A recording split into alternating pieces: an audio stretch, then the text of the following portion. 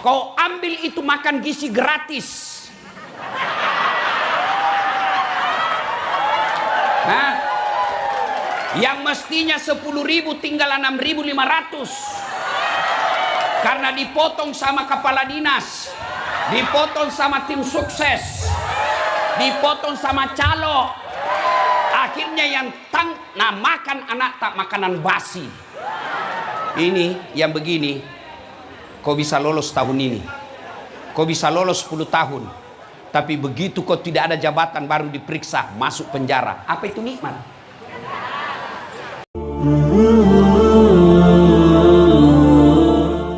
Saya mau tanya ibu-ibu, bapak-bapak, nama surah yang paling pendek dalam Quran. Ayo. Hah? Apa nama surahnya? Oh, macam mana paling tahu ya, Masya Allah. Bujur banar.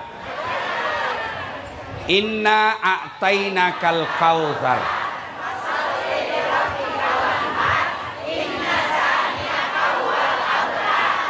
Itu ayat kita hafal, tapi ternyata dia kena diri kita. Ya. Hikmah ayat ini ayat pendek, surah paling pendek. Kenapa? Karena apa yang dijelaskan itu pendek kita miliki. Pertama, inna a'tainakal kautsar.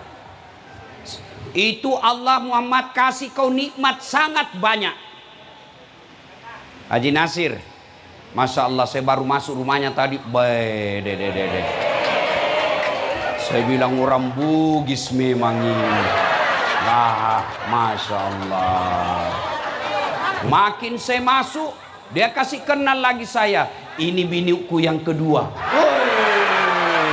Masya Allah.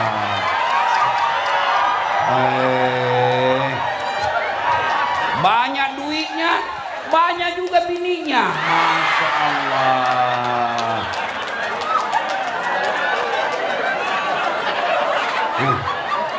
Hebatnya lagi, akur.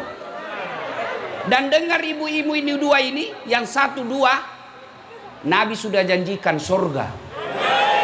Masya Allah. Sudah surga di dunia, rumahnya mewah, banyak uangnya, insya Allah masuk surga lagi. Daripada kita yang cuma ngontrak-ngontrak, suami jelek, istri penenakal, satu lagi. Masya Allah. Oke. Prof Jaya, saya mau tanya Ki. Kira-kira kalau Allah kasih Ki harta yang lebih banyak dari ini, istri 4, nah, istri 4, umpama, jantung mah kitaku sekali, Prof.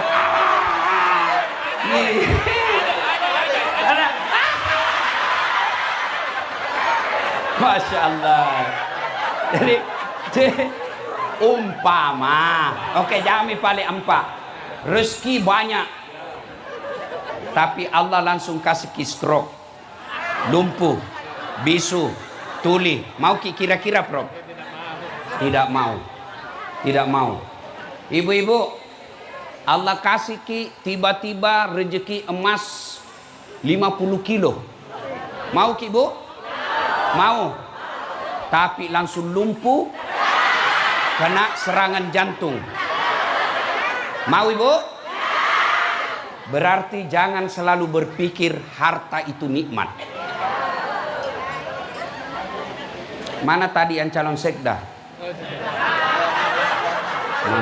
Baru calon. Oke lah, langsung Bapak langsung besok diangkat jadi sekda. Tapi begitu langsung diangkat sekda, sorenya langsung kena ginjal. Mau? Mau? Berarti nikmat itu bukan jabatan. Iya. Apa lagi? Ibu, mau saya kasih mobil? Mau? Mau? Tapi begitu pegang kuncinya, langsung lumpuh, tidak bisa bergerak. Mau? Mau?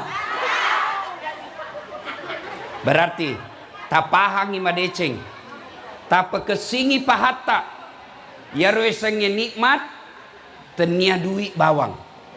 Ya roesen nikmat, tenia waram parap bawang. Tapi nikmat paling berharga, afiat. Sehat. Itu Haji Anas, jago dulu itu jago. Tapi ma pamulatoni na kenal asa. Iya tuh Haji? Iya. Saya pernah sakit ibu. 6 bulan tidak bisa ceramah. Ternyata nikmat itu sehat. Apa cukup itu nikmat sehat? Mata bisa melihat, kaki bisa berjalan, mulut bisa bicara. Apa cukup? Tidak. Nikmat yang paling mahal, iman. Tepuk. Melaki oleh contoh. Ada orang paling kaya. Sampai sekarang kekayaannya masih dicari di Mesir. Tinggi jabatannya. Jabatannya raja. Istananya dilapisi dengan emas. Bininya banyak. Kenapa kan ibu-ibu nah sensitif sekali? Bu, dengar baik-baik. Biar mau suamimu kawin sampai 10 kali, kalau Allah tidak kasih jodoh, tidak jalan. Ini mau sekali saya punya istri 5, tapi tidak dikasih Allah. Kenapa? Mama nyece berdoa. Ya Allah, cukuplah saya istrinya dasar latin. Selesai. Nah biar kau periksa HP-nya suamimu, kalau Allah kasih jodoh, tidak ada gunanya kau awasi HP-nya. Apa gunanya kau HP-nya? Apa gunanya kau awasi HP-nya? Hah? Apa tujuanmu kau awasi HP-nya? Kau periksa HP-nya, nah kasih kau 1, 2 nah sembunyi di mobilnya. Kenapa kau tahu? Saya pelakunya.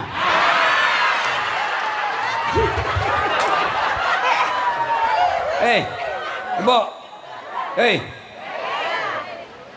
Dia kaya, raja, terkenal, cakep, tapi dia gak tepuk nah. Tidak ada imannya. Maka Allah hinakan. Dialah Fir'aun. Maka pejabat, wali kota, wakil wali kota, bupati, wakil bupati, gubernur,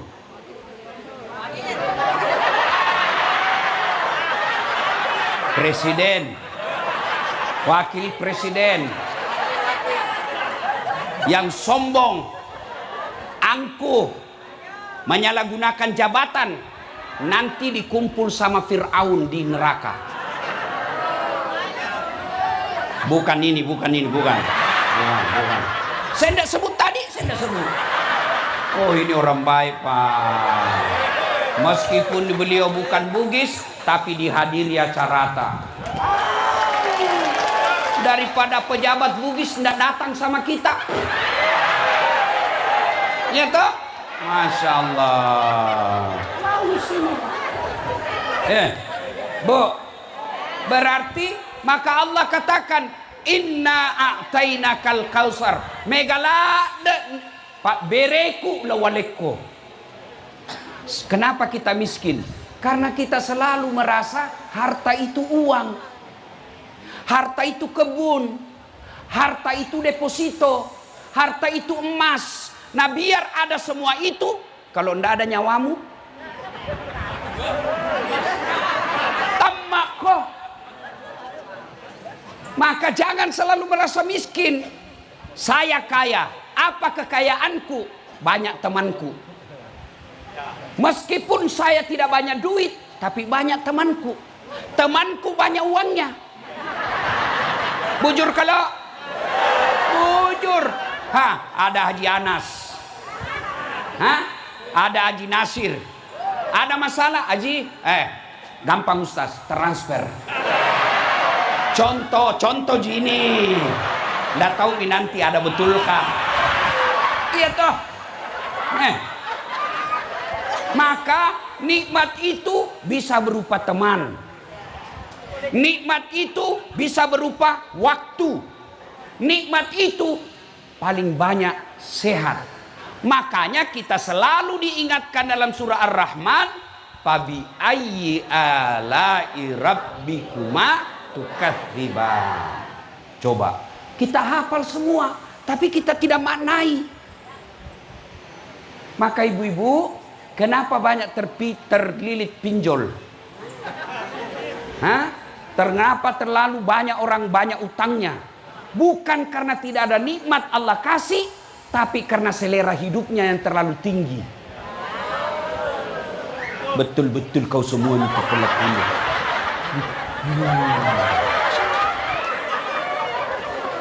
Apa maksudnya ibu? Apa maksudnya? Bu, maksudnya kalau Adam itu jilbab 10, syukuri. Ada Marita 2, jangki lagi mau tambah. Biasa banyak ibu-ibu, Ustaz, banyak sekali utangku. Berapa lemari-Marita? Apa hubungannya Ustaz? Jual itu karena biar tidak ada lemarimu bisa jago hidup. Ustaz, banyak sekali utangku. Berapa motormu?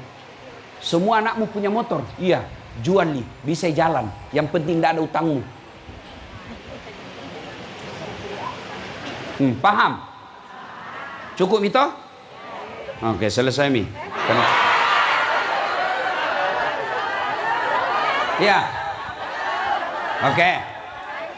Sudah paham makna ayat pertama? Inna a'taina. Ayat kedua, fasalli li rabbika. Kalau Allah kasih kamu nikmat, banyak Allah kasih kau nikmat. Nikmat itu seperti apa nikmat saya? Nikmat populer, itu nikmat. Saya tidak banyak uang, tapi saya populer. Karena populer, banyak uang. Nikmat itu pendidikan. Nikmat itu sekolah. Karena ada sekolah, Allah kasih rezeki yang lain. Kau kira jabatan nikmat? Berapa itu pejabat ditangkap? Mau jadi gubernur habis 500 miliar. Berujung ditangkap KPK. Ini mi aslinya orang beleng-beleng. Masuk pilkada 500 miliar uang habis. Berujung ditangkap KPK. Apa itu nikmat? Azab pacalla bahasa ugina. Saya ada uangku 500 miliar, ngapain saya jadi pejabat? Saya bangun masjid 10 miliar sudah paling cantik itu. Saya pakai sogok mama nyecek 10 miliar. Supaya dia kasih KSK kawin lagi. Masih ada 480 miliar. Coba. Saya pakai pergi bulan madu 20 miliar. Masih ada lebih 400 miliar. Saya buka usaha 100 miliar. Saya bisa perintah politisi kalau ada usahaku. Apa jabatan itu nikmat? Belum tentu. Kapan jabatan nikmat? Kalau dia mendorongmu masuk surga. Tapi kalau dia dorong kamu mengkhianati rakyat, kau bohong. Kau ambil itu makan gizi gratis.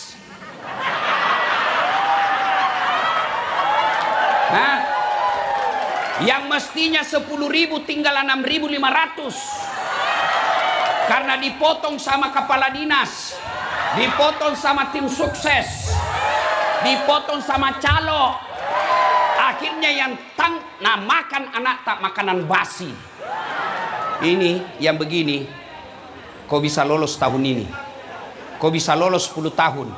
Tapi begitu kau tidak ada jabatan baru diperiksa, masuk penjara. Apa itu nikmat? Apa itu nikmat? Maka jangan selalu kamu merasa tidak ada nikmat. Degaga kesik nalengak puang Allah Ta'ala. Nikmat itu diantaranya istri yang soleha. Nah biar banyak uang kalau istrimu pan rasu-rasu. Tekon lisu kok. Yolo kesi yolo agak tekon lisu. Ada begitu di sini istrinya. Ada. Berhenti kok jadi laki-laki. Yuk. Sudah. Maka ibu-ibu jangan selalu merasa miskin. Jangan selalu merasa de gaga pamasena puangi, de gaga nalenga pungala tala. Megala de naleki pungala tala. Itulah ayat sehingga dikatakan kamu tidak bisa menghitung nikmat yang saya kasih kau. Maka kata Allah, setelah saya kasih kau begitu banyak nikmat, syarat yang ayat yang kedua, inna a'tainakal kautsar fasalli li rabbika wanhar, maka dirikanlah sholat. Kalau kau bersyukur, sholat. Kenapa Allah tidak katakan maka berpuasalah, maka berhajilah? Kenapa Allah tidak katakan kalau kau bersyukur haji kau, kalau kau bersyukur puasa kau, tapi dikatakan sholat kau? Kenapa sholat? Karena puncak pengkhianatan kepada Allah adalah melalaikan sholat. Kan orang sombong itu yang tidak bersyukur. Ya. Takap borok nasa ngogi tode namelok sukuru. Takap borok nama sana. Sombong namanya. Ibu-ibu, apa itu sombong? Pakai barang mahal? Belum tentu. Kalau istri pertama dan istri keduanya Haji Nasir pakai emas, sombong? Belum, karena memang ada emasnya. Pak Haji Nasir pakai berlian, sombong? Belum tentu. Dan lek na tahu kapan dia sombong? Kalau naremehkan orang lain, itu baru sombong. Nah, saya kasih lagi contoh. Orang yang tidak sholat itulah puncaknya orang yang paling sombong di hadapan Allah. Kasih contoh nah. Saya bercanda sama Pak Wagub. Ya, saya dorong pantatnya masih senyum. Ya toh? Saya dorong perutnya masih ketawa. Tapi coba bedek dorong kepalana. Mana ajudannya ini? Dorong bedek kepalana gubernur. Dorong bedek. Kenapa? Alena beliau ada sama kepala. Yang mulia itu ada sama kepala. Sebaliknya, anggota tubuh paling hina kaki. Ya kan? Kaki. Pak Gubernur kasih saya honor, tapi pakai kaki 100 juta dasat. Orang Bugis kok kasih begitu. Nah bilang namo de gaga duiku aja umpakatuna ka lau gajak kok.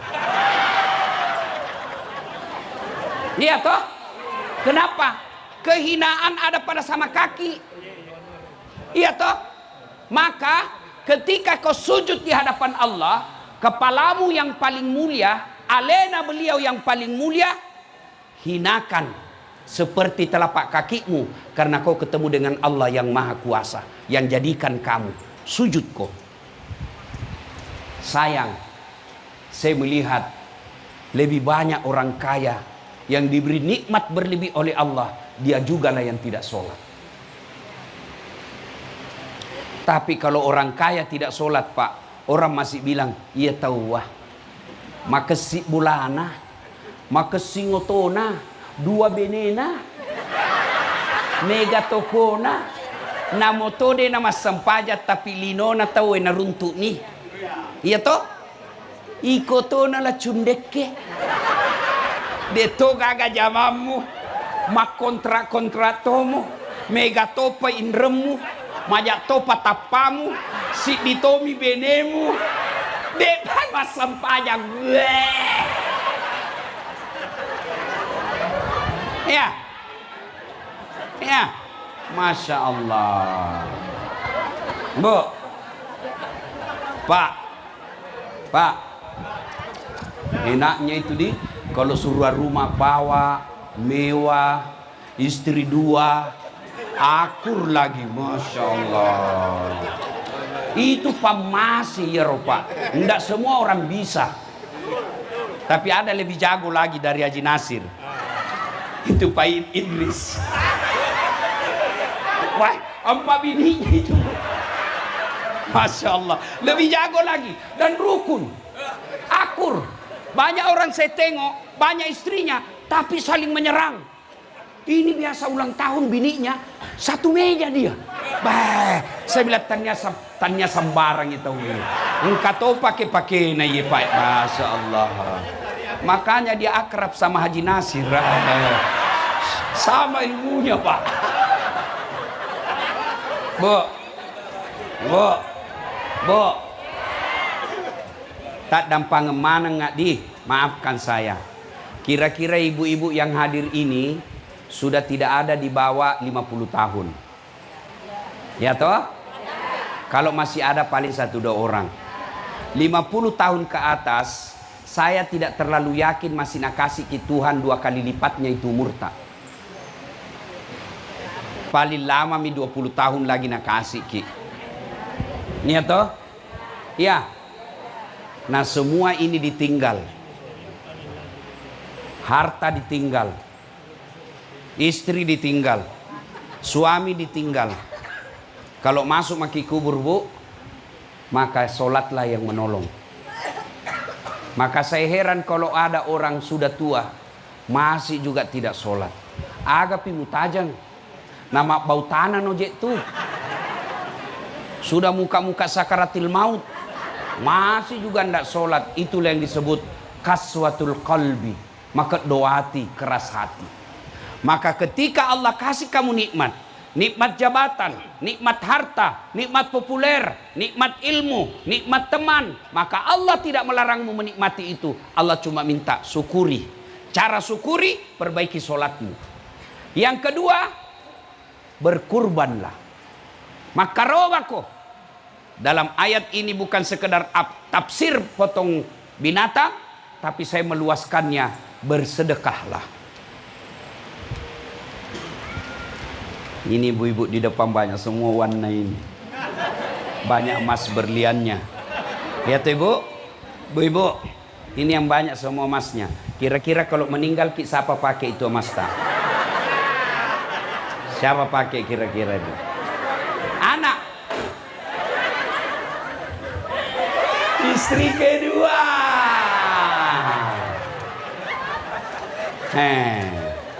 Nak tarik itu nak cincin tak? Cincin kau itu. Ndak mau keluar bu, nak kasih sabun. Sudah itu nak cabut lagi gelantak. Siap kilo ye warna ubadu. Mencaji ulawang. Tapi dah buka ji. Nak buka lagi kalung. Ini dulu waktu kita pergi Dubai. Terakhir gigi palsu juga dah buka. Ya toh ibu? Nah simpan di lemari. 3 bulan kemudian ketemu janda. Lah bekoh. Itu emasmu. Nah kasih kembali janda iya. Apa nak bilang ambil mini dek mati mi yang punya. Maka ibu, Allah tidak larang kita pakai emas. Allah tidak larang kita pakai berlian. Allah cuma minta ingat tongko sedekah. Ingat sedekah. Istrina Haji Nasir yang kaya-kaya. Biasa ibu-ibu kaya itu selalu saya bilang, yang kaya itu jangan kau pakai yang asli. Yang palsu mau saja kau pakai. Kenapa? Biar palsu orang tidak percaya. Nah bilang, masa istrinya Haji Nasir pakai palsu. Sembara to ikut muakkadah. Asli ya roh. Maka pakai saja yang palsu. Yang asli, bangunkan pesantren. Bangunkan masjid. Kasih anak yatim piatu. Itu namanya pandai. Kalian juga yang miskin, jangan mau kau pakai yang asli. Biar asli orang tidak percaya. Nah boleh, kau gato si malayro. palsunya roh. Maka pakai saja yang palsu. Yang asli bawa ke pesantren. Iya toh? Bu, Pak, ada di sini sakit lama tidak sembuh-sembuh. Coba ki sedekah. Saya kasih ki contoh kasusku. Kasus saya yang terakhir. Pulang saya Timika, Pripot ceramah. Tiba-tiba suara saya parau, susah keluar. Stres kan kalau penceramah hilang suaranya. Kalau kaki jimba salah, tidak masalah, kan bisa jadi ngomong. Begini saya bicara, saya ke dokter. Apa kata dokter? Saraf pita suaranya Ustadz rusak, tidak bisa mi baik. Stres saya. Saya bilang sama anggota tim saya, kau cari orang yang bisa dibantu. Yang pertama saya ketemu fakir miskin, janda tua, tinggal sendiri, tunanetra, tidak bisa, rusak penglihatannya. Saya pergi datangi, kasih sedekah, kemudian saya niat untuk operasi. Yang kedua saya cari lagi orang, dapat lagi di medsos, ibu-ibu yang tidak layak huni rumahnya. Sudah dibilang tidak layak disebut rumah tinggal. Saya bedah rumah, saya perbaiki rumahnya. Sudah selesai, saya pergi ke dokter Singapura berobat. Di Mount Elizabeth. Begitu dites, apa nak bilang? Ini bukan pita suara rusak Ustadz. Ini hanya asam lambung. Coba bayangkan. Pamasena puangi. Sekarang bisa menceramah. Padahal dokter bilang, tidak bisa sembuh. Tidak ada yang mustahil kalau Allah. Maka ibu-ibu, kalau ada merasa sakit sudah makin masuk kiri kanan dokter tidak sembuh-sembuh, coba ki bedek terapi sedekah. Coba ki sedekah. Termasuk ibu-ibu, kalau ada suamimu kurang ajar, sedekahi. Termasuk bapak-bapak, kalau ada istrimu cerewet, sedekahi. Bagaimana caranya? Kau bangun sholat hajat. Selesai sholat hajat berdoa. Ya Allah, Engkau yang sahat melindungi, memelihara. Ya Allah, pelihara suamiku, lindungi suamiku dari perempuan jahat. Saya niatkan ini 5 juta tolak bala. Mudah-mudahan Engkau pelihara suami saya. Bismillah. Insya Allah. Yang jadi masalah kalau suaminya juga bangun sholat hajat. Ya Allah, capek sudah saya lihat istri saya, Allah. Ini ada uangku 5 juta ya Allah. Saya sedekah tolak bala. Mudah-mudahan 5 juta ini istriku ikhlas saya kawin lagi. Bingung malaikat yang mana ini dikabulkan. Ibu ya, bersedekah. Nah, kalau dia dikasih nikmat oleh Allah, dia tidak sholat, dan dia tidak mau bersyukur dengan berkurban dan bersedekah, maka apa ayat yang ketiga? Fasalli li rabbika wanhar. Wala ni pamaseku, kau lepas dari kasih sayangku. Uangmu banyak tapi penyakitmu kumpul. Rumahmu mewah tapi tidak bisa kau nikmati. Anakmu banyak tapi kurang ngajar. Duitmu banyak tapi penyakit bertumpuk. Bahkan bisa jadi kamu mati dalam kekafiran. Itu baru di dunia, apalagi kalau di akhirat. Maka agar kita termasuk orang-orang yang pandai bersyukur, nah panggil Ki Haji Nasir. Datang Ki pengajian seperti ini.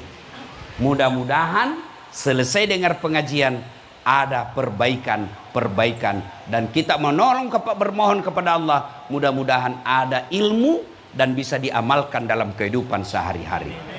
1, 2. Ini ada kuenya orang Bugis. Apa namanya nih?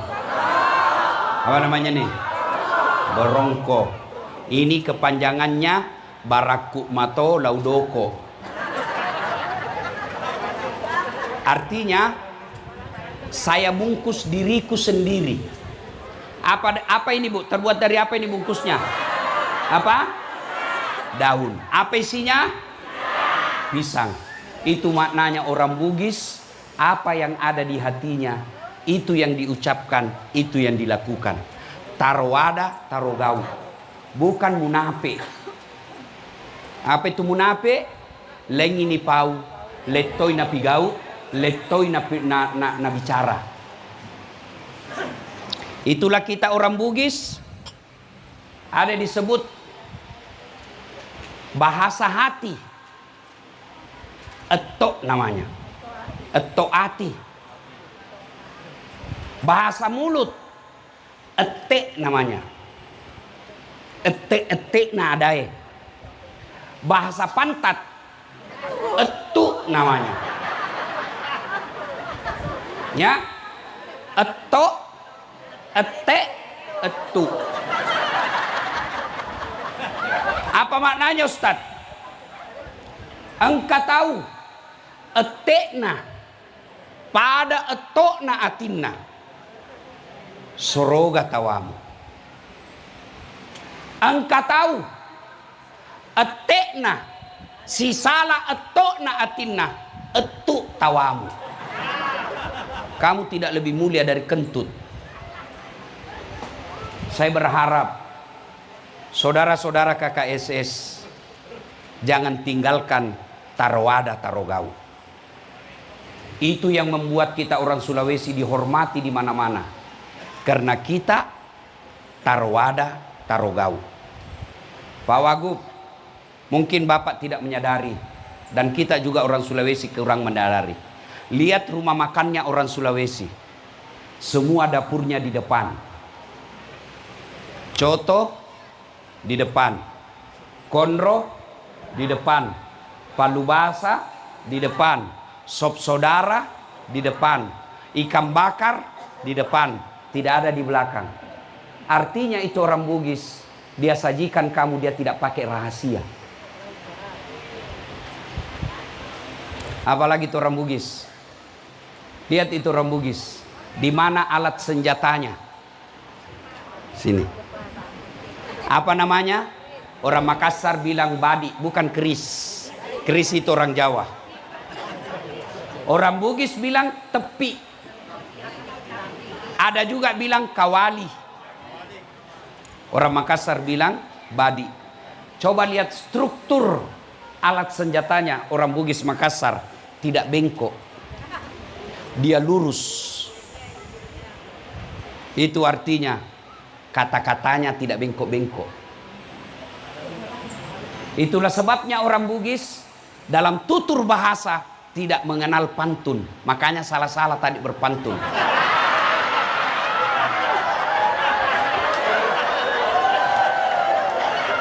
Yang mengenal pantun itu hanya di Pulau Kalimantan, Pulau Sumatera, Pulau Jawa. Orang Bugis tidak berpantun. Kalau mereka suku lain mau melamar anak gadis, dia bilang begini, aku melihat ada bunga di taman. Cakep. Bunga itu sudah siap untuk dipetik. Mau melamar itu maksudnya. Kalau orang Bugis, besar ini anak gue, kasih kawin sama anakku. Nah, begitu orang Bugis, tidak ada beda-beda begini. Iya. Oke. Lihat lagi orang Bugis.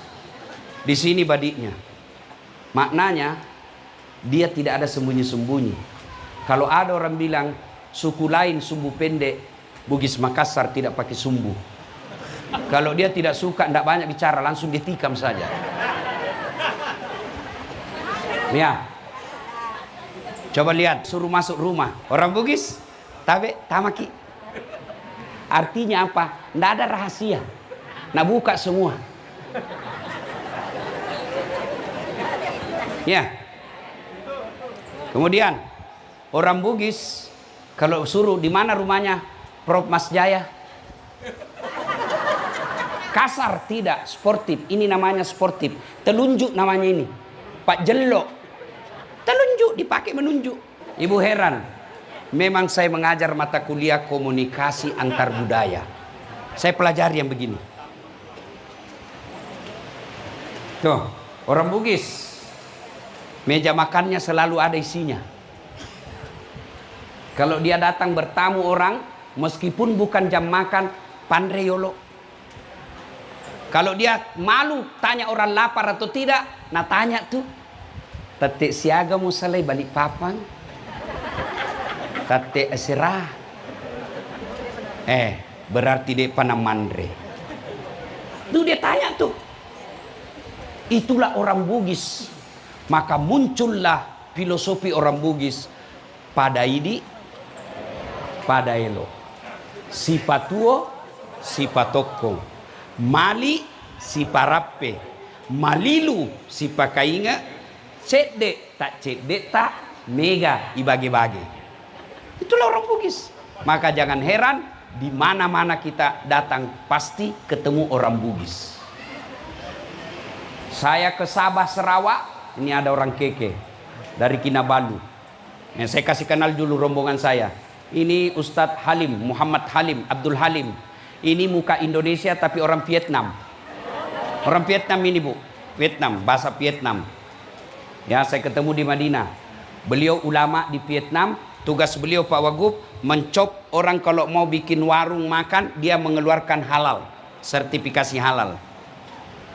Nah itu beliau. Ini Arifin Lukman dari Keke, Das Atlatif. Ya kan? Nah kemana-mana kita ketemu orang Bugis. Dan saya belum pernah mendapat sejarah atau berita orang Bugis diusir di suatu tempat. Tidak pernah. Kenapa? Karena orang Bugis kalau dia pergi merantau, dia berupaya dari awal, dari kecil, dari rendah, naik, sukses. Dan hebatnya kalau sukses, pasti dia dermawan. Degaga kalinga tosogi na ogi masekke. Gaga. Itulah sebabnya setiap pilkada di Kaltim, KKSS selalu dicari. Iya tuh Pak Wagub? Nah, kenapa? Karena kalau orang Bugis jadi tim sukses, dia tidak minta uang, bahkan dia jual mobilnya untuk kasih menang orang. Maka wajar Pak Wagub hadir di tempat ini sebagai apresiasi terhadap penghormatan suku Bugis. Tapi kalian orang Bugis, kalian perantau di tanah Kalimantan. Hormati orang yang ada di sini. Hormati orang Dayak. Muliakan orang Banjar, muliakan orang Kutai, karena mereka lapang dada menerima kalian sebagai orang perantau. Mewakili warga kerukunan Sulawesi Selatan, di tempat ini saya ingin mengucapkan terima kasih setinggi-tinggi penghormatan kepada seluruh saudara-saudara kami asli penduduk tempatan Kalimantan, atas jiwa besar Bapak Ibu, saudara-saudara menerima saudara kami Bugis Makassar yang merantau dan cari nafkah di sini.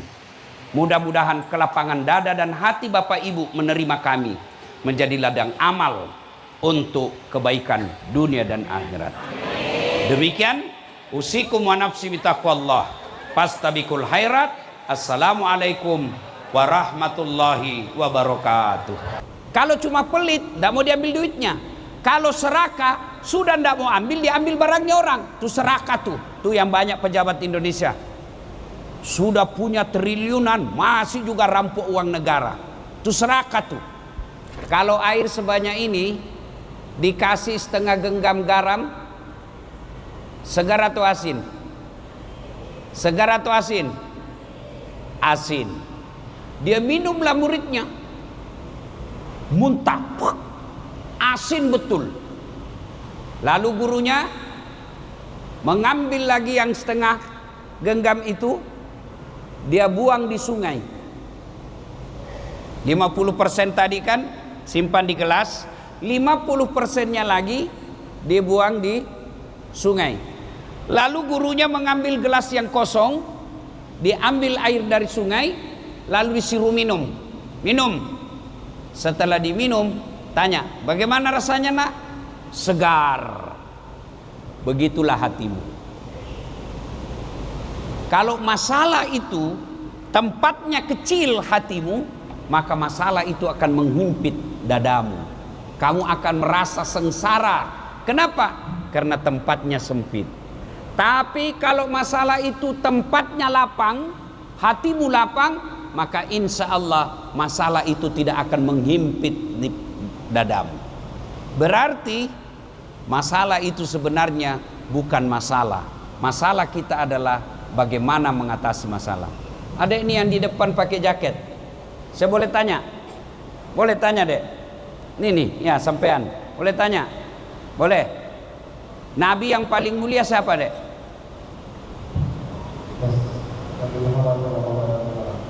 Kamu yakin Nabi ada dosanya? Tidak ada. Nabi yang paling pertama nanti masuk surga? Nabi Muhammad.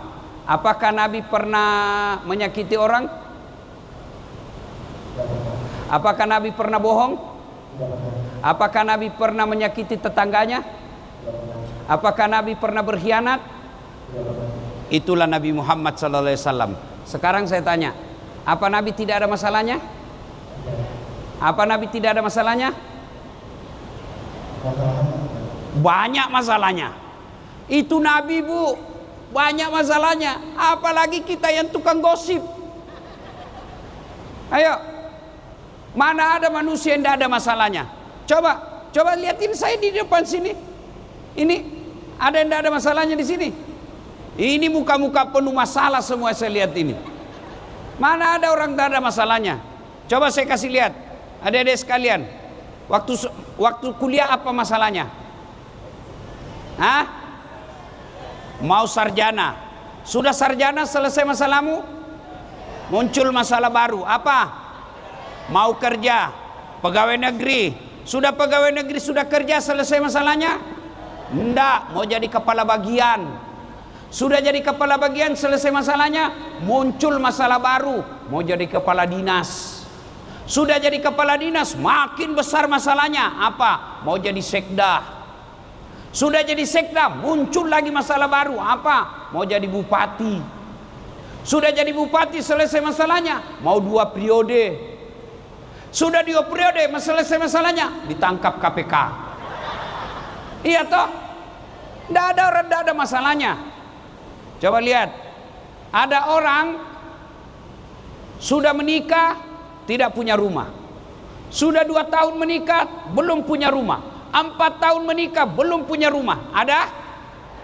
Ada seperti itu? Ada. Ada orang belum menikah sudah punya rumah. Sudah menikah, malah 2 rumahnya. Apa masalahnya? Tidak ada anaknya. Ada yang begitu?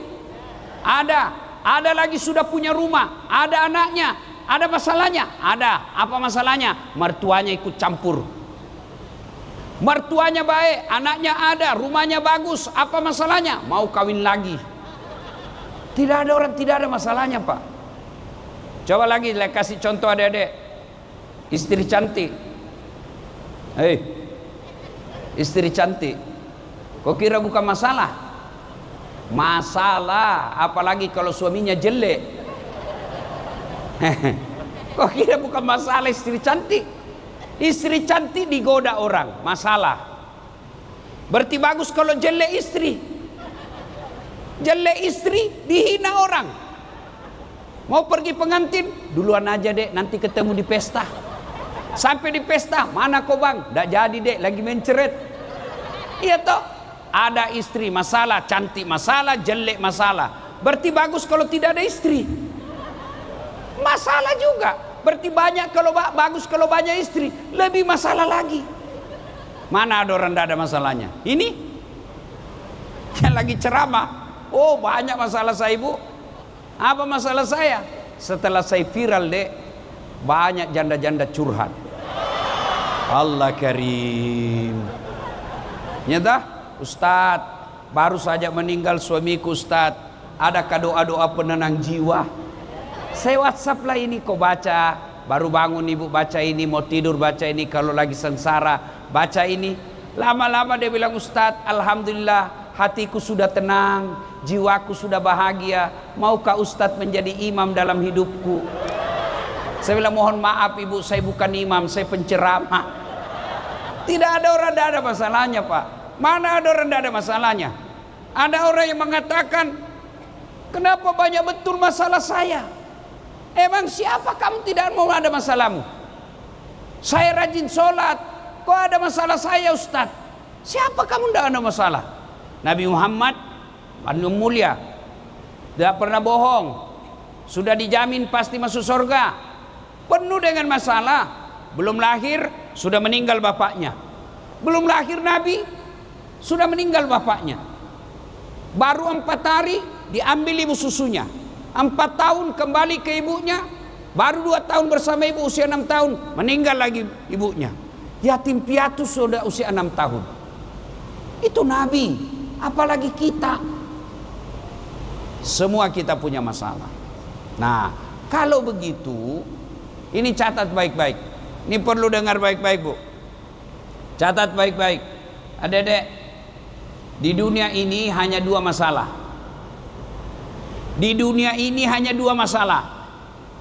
Satu, masalah yang tidak bisa diselesaikan. 2, masalah yang bisa diselesaikan. Masalah yang tidak bisa diselesaikan, tidak usah dipikir. Kenapa? Biar dipikir tidak selesai. Ya toh Ibu? Nggih. Yang kedua, masalah yang bisa selesai tidak usah dipikir. Kenapa? Biar kau pikir selesai juga.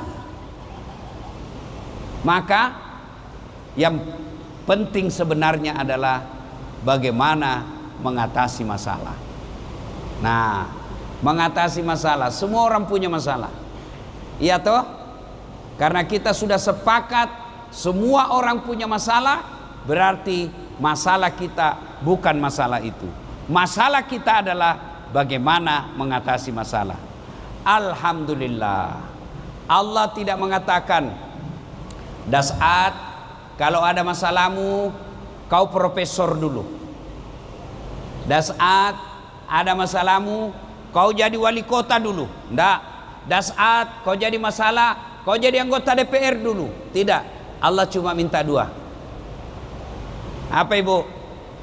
Ista'inu bis sabri was shalah. Sabar, perbaiki solatmu, saya yang selesaikan masalahmu. Itu janji Allah, bukan janji caleg. Wah, kalau caleg Bu, andai saja kita bisa dijanji surga, surga pun dijanjinya. Ayo pilih saya, sama-sama kita alumni Universitas Muhammadiyah Yogyakarta. Ada masalahmu, telepon saya 24 jam.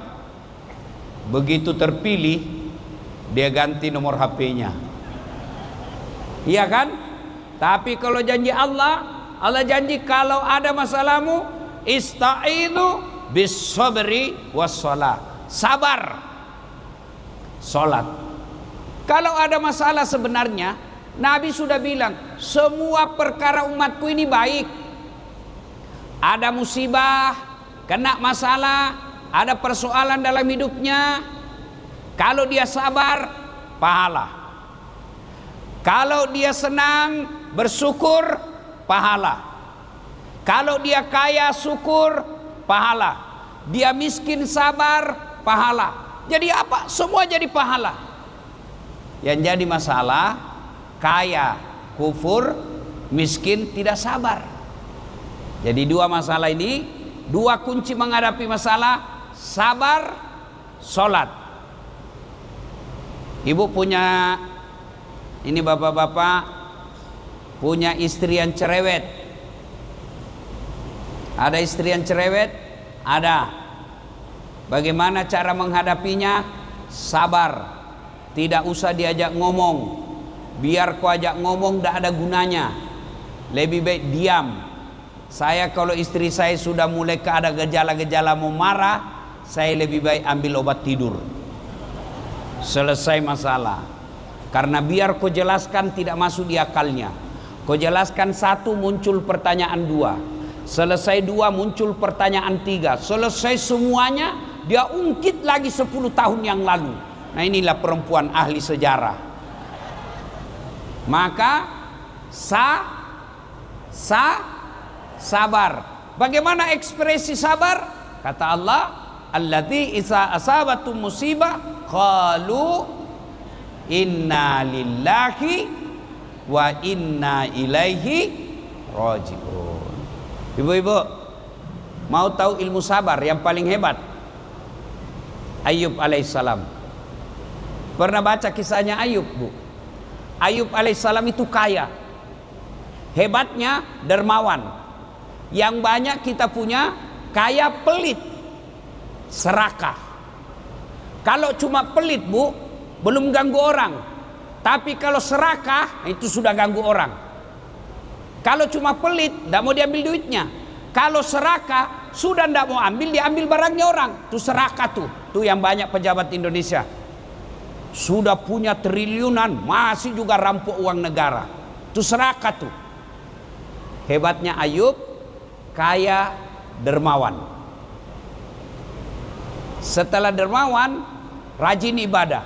Seluruh makhluk memuji, kecuali setan. Apa kata setan? Wah, dia rajin beribadah itu karena dia kaya. Coba kalau dia miskin. Allah berfirman, saya lebih tahu dari kau. Silakan kau uji. Diuji Ayub, bangkrut, hancur semua niaganya, terbakar kebunnya, binatang ternaknya kena hama, meninggal, mati semua. Datang setan, Ayub, ngapain kau sembah Tuhanmu? Sekarang dia ambil sekarang dia ambil hartamu. Untuk apa kau sembah? Apa kata Ayub alaihissalam? Inna lillahi wa inna ilaihi rajiun. Memang ini harta titipan Allah. Allah mengambil, ambil saja. Alhamdulillah saya sempat kaya. Berapa banyak orang dari lahir sampai meninggal tidak pernah menikmati kekayaan. Kata Allah, coba kau hebat toh? Sudah habis hartanya masih beribadah. Kata setan, tidak, dia begitu karena ada anaknya. Coba kalau tidak ada anaknya. Kata Allah, silakan kau uji. Meninggal anaknya. Datang lagi setan, Yub, ngapain kau sembah Tuhanmu? Dia sudah ambil hartamu. Sekarang anakmu lagi diambil. Ngapain kau sembah Tuhanmu? Apa kata Ayub? Inna lillahi wa inna ilaihi rajiun. Anak memang titipan Allah. Allah mau ambil, silakan. Dia hanya titipan Allah. Alhamdulillah, saya sempat punya anak. Berapa banyak orang dari nikah sampai meninggal tidak punya anak. Kata mahasiswa saya juga Ustadz, sudah hampir sarjana tidak ada anakku. Bagaimana mau ada anak kau tidak menikah? Ada lebih parah lagi, Bu. Ada anaknya tidak pernah menikah. Ini lebih belem-belem lagi nih. Ya kan? Akhirnya apa? Setan lagi berkata, dia begitu karena dia sehat. Coba kalau dia sakit. Sakit lagi Ayub alaihissalam. Ketika sakit datang lagi setan. Ayub, ngapain kau sembah Tuhanmu? Hartamu sudah habis, anakmu sudah diambil, sekarang hartamu. Sekarang sakit kamu. Apa kata Ayub? Alhamdulillah, saya sudah sempat sehat. Berapa banyak orang sejak lahir sampai meninggal tidak pernah merasakan sehat. Sehat, saya sudah puluhan tahun. Saya sakit baru 18 tahun. Berapa lama Ayub sakit, Bu? Berapa Bu? 18 tahun. Istrinya berkata, Bang, abang kan Nabi, doa minta kepada Allah supaya diberi kesehatan. Apa kata Ayub? Saya malu berdoa kepada Allah. Sudah lama saya sehat. Saya baru 18 tahun. Saya malu minta kepada Allah. Kita baru influenza. Ayub alaihissalam, datang setan menggoda, tetap istiqamah. Terakhir istrinya pun tinggalkan Ayub alaihissalam. Kata istrinya, Bang, saya capek ngurus kau, Bang, apa boleh buat saya tinggalkan kamu? Kata Ayub alaihissalam, kalau bahasa Bugis, lemukna tu nyawamun di musalaika. Teganian kau tinggalkan saya, sayang. Waktu saya sehat, waktu saya kaya, kau dekati saya. Setelah saya sakit dan miskin begini, kau tinggalkan saya. Kira-kira kalau ada istri begini, Dek. Oi, cowok, kau tengok baik-baik itu perempuan. Jangan sampai kau dapat istri seperti ini. Ada uang abang disayang, tidak ada uang abang ditendang. Jangan ada sampai begitu. Ciri-ciri perempuan begitu, Dek, biasanya nongkrongnya di tempat-tempat mewah. Jangan coba-coba. Biasanya perempuan-perempuan begini, Dek, perhiasannya mewah-mewah. Jangan sampai kau akan jadi sapi perahnya mereka. Ya, hati-hati. Tapi saya tema lain nanti kita bahas soal kiat sukses memilih jodoh. Lain kali itu, karena di sini bukan tema itu saya dikasih. Adik-adik sekalian, akhirnya istri Ayub alaihissalam dia tinggalkan. Tapi apa kata Ayub alaihissalam? Ya, alhamdulillah saya sempat punya istri. Dia tidak tega, dia tidak sabar, silakan pergi. Setelah itu Allah memujinya, malaikat memujinya. Lalu Allah perintahkan Jibril, kau turun temui kekasihku Ayub alaihissalam, hentakkan kakinya di tanah. Dia hentakkan kakinya di tanah, dengan izin Allah keluar air seperti sejarahnya air Zam-Zam. Lalu begitu muncrat air, Allah perintahkan Ayub, buka bajumu, tutup. Setelah basah bajunya, Ayub alaihissalam diperintahkan usap seluruh yang terkena penyakit, dengan izin Allah sembuh, dan dengan izin Allah pula berniaga lalu kaya lagi. Setelah kaya datang lagi istrinya. Inilah sifat perempuan. Tapi tidak ada di sini kan, tidak ada di sini. Apa kata perempuan? Bang, maafkan saya bang. Kata Ayub alaihissalam, iya saya maafkan kau.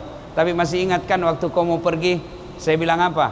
Kalau kau pergi dan tinggalkan saya, kau datang, saya cambuk kau 100 kali. Akhirnya Ayub alaihissalam harus tunaikan janji itu. Ayub alaihissalam cambuk istrinya 100 kali. Caranya apa? Dia kumpul lidi 100. Tahu adik-adik lidi? Tahu lidi? Dia ambil lidi, dia jadikan 100. Lalu dia pukul istrinya. Di mana dipukul? Mukanya, bukan.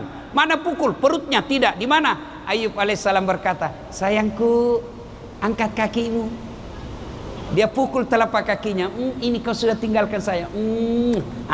Boleh. Boleh seperti itu. Jangan tak. Tidak boleh ya. Ya. Nah, sudah. Itulah sikap sabarnya Ayub. Nah, Ustadz, sabar itu berat. Iya memang berat. Kenapa? Karena hadiahnya innallaha ma'as-sabirin. Allah bersama orang-orang yang sabar. Bayangkan, Allah bersama orang sabar.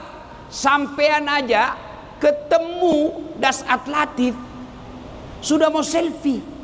Padahal siapalah saya ini? Kau tengok saya ini jelek, pesek, hitam, ceper. Saya paling tidak senang kalau ketemu orang ternyata aslinya kecil.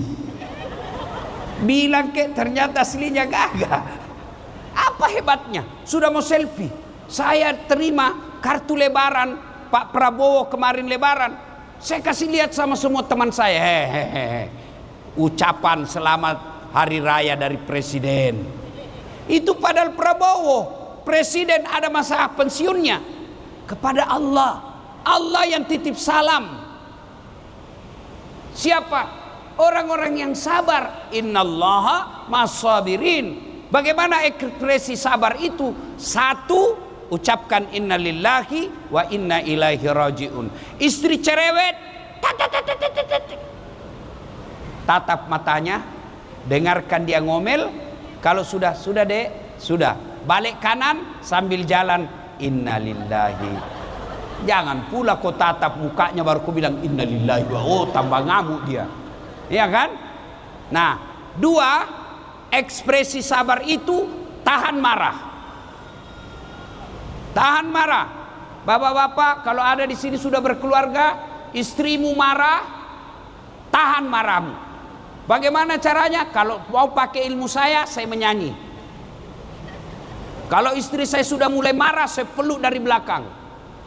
Bila kamu di sisiku, masih marah, ku tambah erat pelukanku, baru ku bilang insaflah. Wah, masih ngomel. Kalau saya sudah mulai ngomong, rasanya mau marah juga, saya ambil makanan, saya kunyah supaya saya tidak ngomel. Nah, ibu-ibu coba amalkan ini, Bu. Kalau ibu sudah rasa mau ngomel, ambil kuaci. Coba berhenti cuma. Ini marah, harus ada ilmunya untuk menghadapinya. Marah. Jadi kalau ada masalah, sabar. Yang kedua, sholat. Ustadz, saya sudah sholat. Kenapa hidupku susah? Betul kau sholat tapi tidak ikhlas. Hayalah sholat, asar lagi. Nah, berarti tidak ikhlas. Saya sholat Ustadz, betul kau sholat tapi main-main. Mulai takbir, Bismillahirrahmanirrahim. Iya. Kau ketawa karena kau bayangkan diri sendiri kan? Sholat kayak ditiup angin. Jadi ibu, kau ketawa karena membayangkan diri sendiri kan? Iya. Sholatnya bukan ingat Allah tapi cari bukan cari Allah tapi cari duit. Allahu Akbar. Tadi ada duit saya ambil di ATM 200.000. Mana ini 100? Saya beli pulsa 100.000. Mana ini 100? Rabbana lakal hamd. Masih dicari tuh. Allahu Akbar. Sampai rakaat kedua masih dia cari. Begitu assalamualaikum. Oh, di bawah sadel. Semenjak kau sholat kau cari duit. Apalagi kalau kau takbir kau lupa kunci mobilmu, kunci motormu kau lupa di parkiran, percaya pasti kau sudah tidak sholat. Yang kau ingat kunci. Allah. Iya, wajar banyak masalah. Kenapa? Sholatmu tidak ikhlas, sholatmu main-main. Ada yang sholat tanya sama saya, Ustadz, boleh enggak sholat tidak pakai BH? Ibu-ibu di Makassar tanya saya bilang boleh, tapi aduh gimana perasaannya ibu ya? Apalagi kalau ibu ruku. Iya toh, coba bayangkan. Ya bapak-bapak tanya saya, Ustadz, bagaimana boleh enggak itu sholat tidak pakai celana dalam? Ya bagaimana itu kalau kau sujud? Itu menunjukkan bahwa kalian tidak ikhlas, tidak serius ketemu dengan Allah. Maka adik-adik sekalian, kalau ada masalahmu, perbaiki aja sholatmu. Allah yang selesaikan masalahmu. Siapa pemilik dunia ini? Siapa pemilik dunia? Allah. Apa susahnya Allah menyelesaikan masalah kita dalam dunia? Saya kasih contoh. Adik-adik, Dek, bisa enggak manusia hidup dalam perut ikan? Bisa enggak? Menurut ilmu akal tidak mungkin. Ya toh? Kalau saya ikan yang masuk dalam perutku. Tapi kalau Allah yang mau, bisa. Siapa? Nabi Yunus. Ya. Bu, bisa enggak perempuan tidak pernah disentuh laki-laki hamil? Bisa enggak? Menurut ilmu kedokteran tidak mungkin. Tapi kalau Allah yang mau, bisa. Siapa? Siti Maryam. Cuma sekarang banyak perempuan mau saingan Siti Maryam. Iya kan? Bu-ibu, adik-adik, bisa enggak manusia dibakar dalam api yang sangat besar hidup? Bisa enggak? Tidak mungkin. Tapi kalau Allah yang mau, bisa. Siapa? Nabi Ibrahim. Satu hari satu malam aja enggak bangun pusing. Iya toh? Tapi kalau Allah mau, bukan satu hari dek, bukan satu bulan, berapa? 309 tahun. Siapa? Ashabul Kahfi. Itu semua tidak masuk akal. Kalau kalian tidak percaya, berhenti kau jadi Islam. Ada dalam Quran. Tidak masuk akal. Kalau Allah yang mau, tidak ada yang tidak masuk akal. Bagaimana masalah saya bisa selesai? Allah yang selesaikan. Bagaimana utang saya bisa selesai? Allah punya cara. Maka yang Allah minta, dekati saya. Cara dekati Allah, sholat. Saya kasih lagi contoh. Adik-adik, halo. Saya misal aja ini, misal contoh aja. Saya akrab dengan Sri Sultan Hamengkubuwono. Ya? Sultan, saya lagi di Jogja. Mau keliling-keliling cari orang Sulawesi, tapi tidak ada mobilku. Oh, Ustadz, saya lagi di Jakarta, tapi tidak ada masalah Ustadz, tenang aja. Beliau telepon ajudannya. Ajudan, siap. Itu ada Ustadz Dasad di bandara.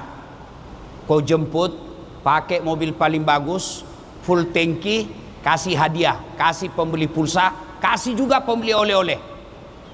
Contoh, cuma contoh ini. Ya kan? 1 jam kemudian datang ajudan beliau, kasih saya oleh-oleh, bensin, mobil, lengkap dengan sopir. Selesai masalah saya soal mobil. Kenapa? Saya akrab dan kenal sama yang punya mobil. Ya, selesai. Sebaliknya, ada orang dari Sulawesi Selatan, tidak pernah kenal, tidak pernah ketemu dengan Sultan, tidak pernah dilihat namanya, tidak pernah dengar namanya, datang mendarat, Assalamualaikum, boleh pinjam mobil Pak Sultan? Siapa ditelepon? Siapa? Kapolda, polisi. Tangkap dia, tukang tipu. Tidak pernah kenal, tidak pernah tahu, pinjam mobil, pasti tukang tipu. Begitu juga dalam hidup. Tidak pernah sholat, adik-adik sekalian. Tiba-tiba ada masalah dalam kuliahmu, tiba-tiba ada masalah dalam pekerjaanmu. Kau tidak pernah sholat, sholat cuma hari Jumat, paling terlambat datang, paling cepat pulang. Orang khotbah kau tidur. Tiba-tiba ada masalahmu, ya Allah, capek sudah saya hadapi hidup ini, ya Allah, tolong saya, capek sudah hadapi hidup saya. Allah berfirman, malaikat, karena dia sudah capek, cabut nyawanya. Maka adik-adik sekalian, tidak ada susahnya bagi Allah selesaikan masalah kita ini. Dan percaya, ketika Allah memberikan suatu masalah, pasti ada sisi kebaikannya. Saya sudah minta Ustaz, saya sudah sholat, saya sudah perbaiki akhlak saya sudah lakukan syariah, kok Allah tidak kasih? Justru masalah saya datang, kalah. Contoh, ini sering saya kasih contoh. Tamat SMA saya daftar Akabri, mau jadi tentara penerbang. Begitu tes fisik bu, tidak lulus. Kenapa? Ceper, dah cukup tinggiku. Saya protes kepada Allah, ya Allah, kenapa kau lahirkan saya dalam keadaan pendek? Kau tidak rugi jadi Tuhan kalau saya dalam jadi ketentara?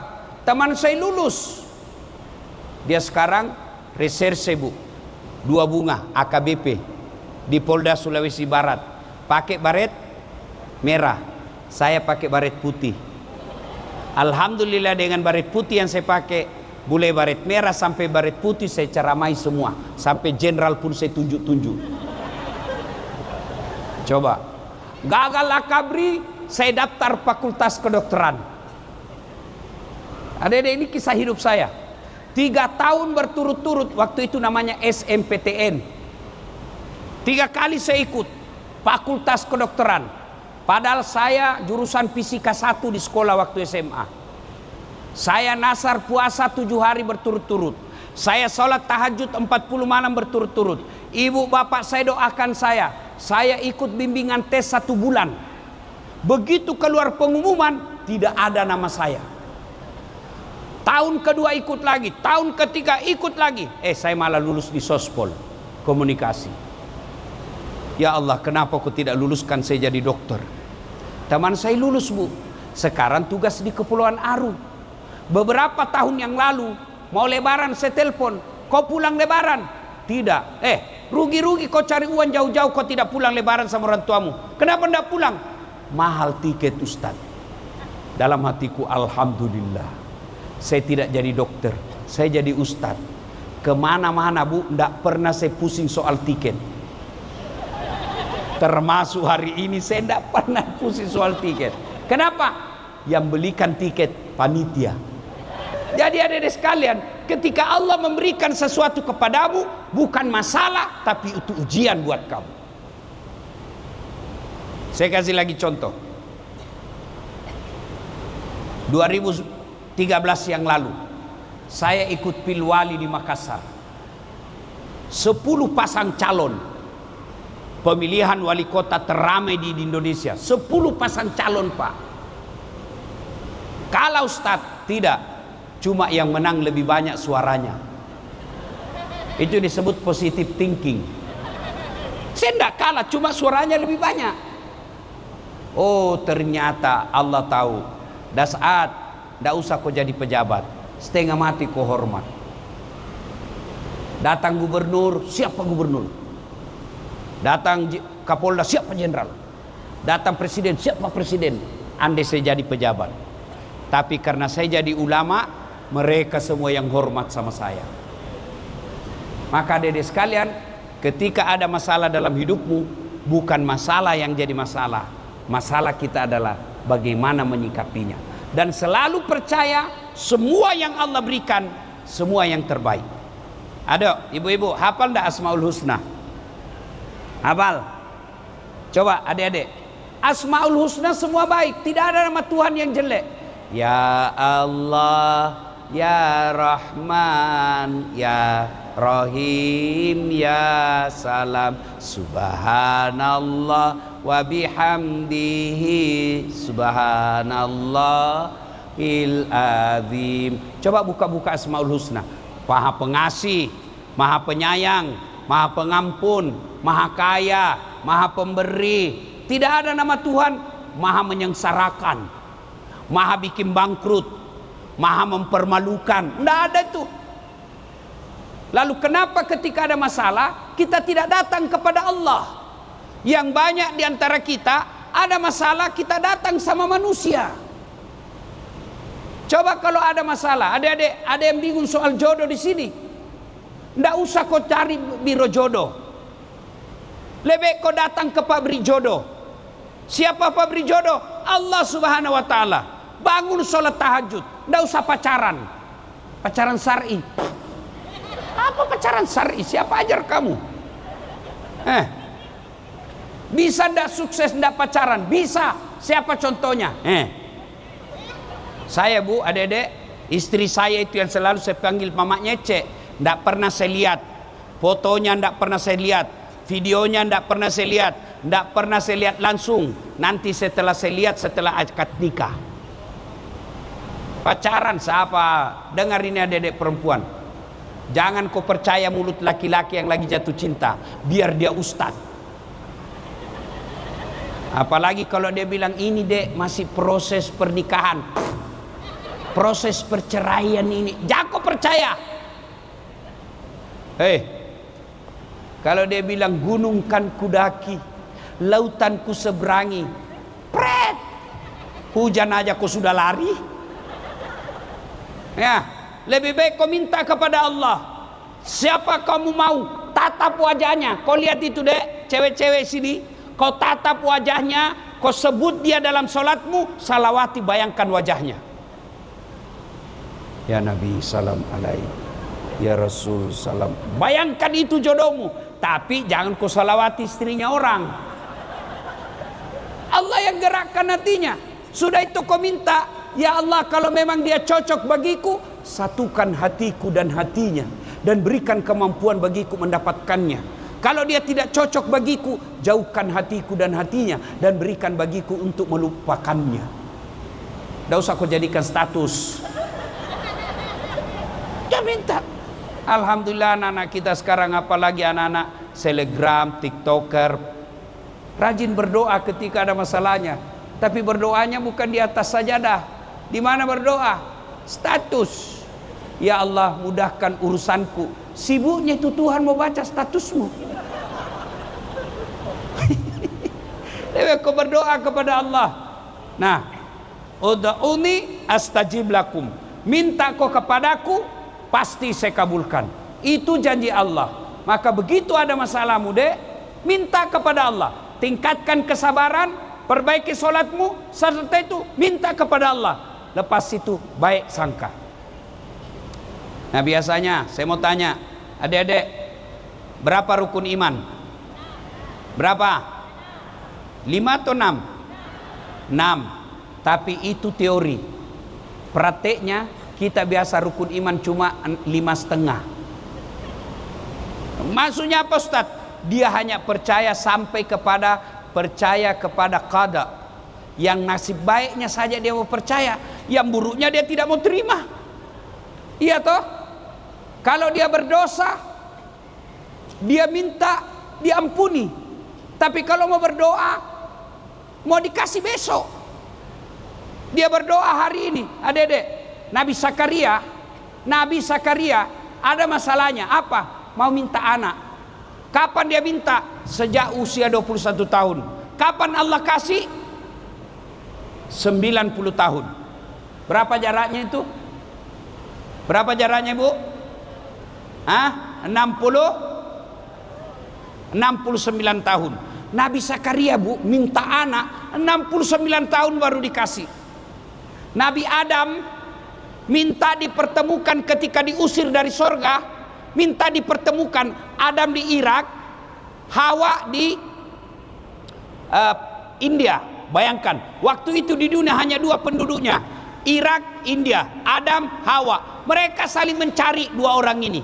Berdoa, ya Allah pertemukan kami, pertemukan dengan istriku, kata Nabi Adam. Ya Allah pertemukan dengan suamiku, kata Siti Hawa. Kapan Allah kabulkan? 200 tahun di padang Arafah, Jabal Nur, Jabal Rahmah. Itu Nabi. Kita berdoa hari ini mau dikasih besok, padahal tukang tipu. Maka ketika ada masalah, sabar, sholat, doa. Dan hebatnya kita orang Islam, begitu Allah tidak kabulkan doamu, percaya apa yang kamu minta itu tidak baik. Nah, sebagai penutup, suatu kali Nabi selesai sholat subuh, Assalamualaikum warahmatullahi wabarakatuh, Assalamualaikum warahmatullahi wabarakatuh. Lalu Nabi bertanya kepada sahabat, saudara-saudara sekalian, ada ndak yang mimpi tadi malam? Tidak ya Rasul. Nabi lalu bersabda, semalam saya bermimpi Allah membawa saya jalan-jalan masuk ke dalam surga. Dan di dalam surga Allah memperlihatkan saya ada manusia yang diberikan hadiah. Ini hadiahmu. Lalu manusia ini berkata, ya Allah, ibadah yang kulakukan, kebaikan yang kulakukan tidak sebanyak yang kau berikan. Supaya gampang dipahami, saya kasih angka supaya gampang. Pahalanya cuma 5, Allah kasih 5.000. Ya Allah banyak betul, tidak sebanyak ini pahala saya. Lalu Allah sampaikan, wahai hambaku, ketahuilah itulah doa-doamu waktu di dunia yang saya tidak kabulkan. Karena saya tahu kau tidak mampu memikulnya, maka baru aku kasih kau sekarang. Itu berarti bahwa ketika ada masalah, berdoa pasti Allah kabulkan. Kalau tidak dikabulkan di dunia, Allah kasih di akhirat. Adik-adik, Allah kabulkan doa itu ada 4 caranya. 1, Allah kabulkan doa kita seperti apa yang kita mau. Ya Allah, mudah-mudahan tahun ini saya lulus. Allah kasih taufik namanya. Ya Allah, mudah-mudahan setelah lulus saya dapat kerja. Allah kasih taufik namanya. Yang kedua, Allah kabulkan tapi dalam bentuk yang lain. Ya Allah, berikan saya A. Allah tahu, tidak usah A, saya kasih kau B. Ya Allah, berikan saya kekayaan. Allah tahu, tidak usah kaya. Kalau kau kaya sombong. Kalau kau kaya kau tidak datang jamaah. Lebih baik saya kasih kau kesehatan. Dengan sehatmu kau makin kuat puasa Senin Kamis. Ibu-ibu, ada anak usia 13 tahun minta dibelikan motor. Ibu belikan enggak? Ibu belikan? Kenapa ibu tidak belikan? Apa karena ibu tidak sayang? Justru sayangnya. Tapi apa kata ibunya? Nak, saya tidak belikan kamu motor, saya belikan kau laptop. Ya, dikabulkan tapi dalam bentuk yang lain. Yang ketiga, dikabulkan tapi ditunda. Tahu Bapak Prabowo? Tahu Ibu? Sejak 2014 ikut Pilpres kan? Minta dijadikan presiden. Kapan Allah kabulkan? 2024. Ayo. Kemudian yang keempat, Allah kabulkan ketika ada masalah lalu kita berdoa, Allah kabulkan nanti di akhirat. Bapak Ibu saudara-saudara sekalian, pada akhirnya tidak ada manusia yang tidak ada masalahnya. Rasulullah sebagai manusia mulia pun banyak masalahnya. Tapi ketika ada masalah, ista'inu bis sabri was shalah. Sabar, perbaiki solat, saya yang selesaikan masalahmu. Yang ketiga, ud'uni astajib lakum. Minta kau kepadaku, pasti saya kabulkan. Minta tidak mesti dalam bahasa Arab. Ini yang saya perlu jelaskan lagi. Adik-adik, doa tidak menghafal. Doa bukan menghafal. Doa curhat. Daripada ibu bahasa Arab tidak tahu artinya, Nanti bingung malaikat, setengah mati lah dia. Amin, amin ya Allah. Kata malaikat, apa maksudnya ini cewek? Dia minta jodoh, taunya doa yang dia baca doa minta hujan. Itu kan, tidak usah, tidak mesti bahasa Arab. Bahkan adik-adik, Nabi ajar boleh berdoa begini, ya Allah, Engkau sudah tahu apa yang ku mau, kabulkan. Boleh, boleh doa begitu. Misalnya, adik-adik sekalian, ya Allah, Kau sudah tahu apa yang ku mau, berikanlah ya.